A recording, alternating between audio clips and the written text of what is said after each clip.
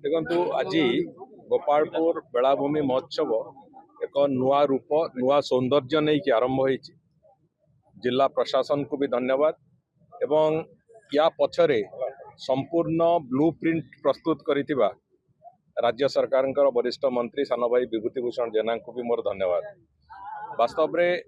एक अनन्य रूप नहीं कि गोपालपुर बेलाभूमि महोत्सव को आज ये उपस्थापित कराही खाली ए जिलार विकास ए जिलार आगामी दिन में हवाक जाउथिबा एक शिल्पोन्नत समृद्ध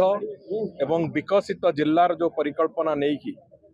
सरकार काम आरंभ करी आमर जनप्रतिनिधि माने से कथा को आगु को नवार जो प्रक्रिया को जारी रखिंट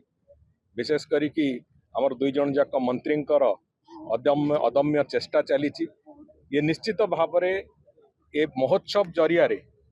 साधारण जो जनता अच्छा उपस्थित एवं जो माने विभिन्न गणमाध्यम जरिया कार्यक्रम को देखुथिबे से समस्त मनस्थिति रे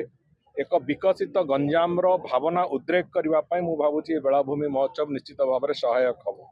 गोटे कथा तो बहुत स्पष्ट अच्छी जड़े मनीष जदि निजर इतिहास को न जाने जड़े मनीष निजर संस्कृति को न जाने जड़े मनीष निजर साहित्य को न जाने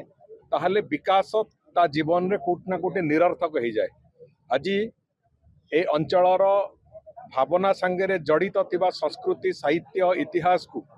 पुनर्जीवित करार एक प्रक्रिया जहाँ को आरंभ करिसंती एटी जिला प्रशासन तरफ एवं आमर दुई जन जाक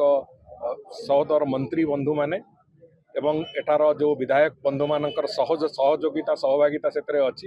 ये निश्चित भाव में आगामी दिन में गंजाम जिला को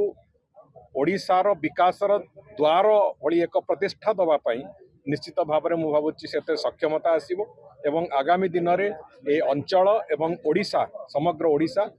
विकासर जो जययात्रा आम आरंभ कर निश्चित भाव में आम सफलता पाइबू से विश्वास अच्छी एवं से गोपालपुर बेलाभूमि महोत्सव भी निश्चित भाव में गोटे प्रमुख भूमिका नब।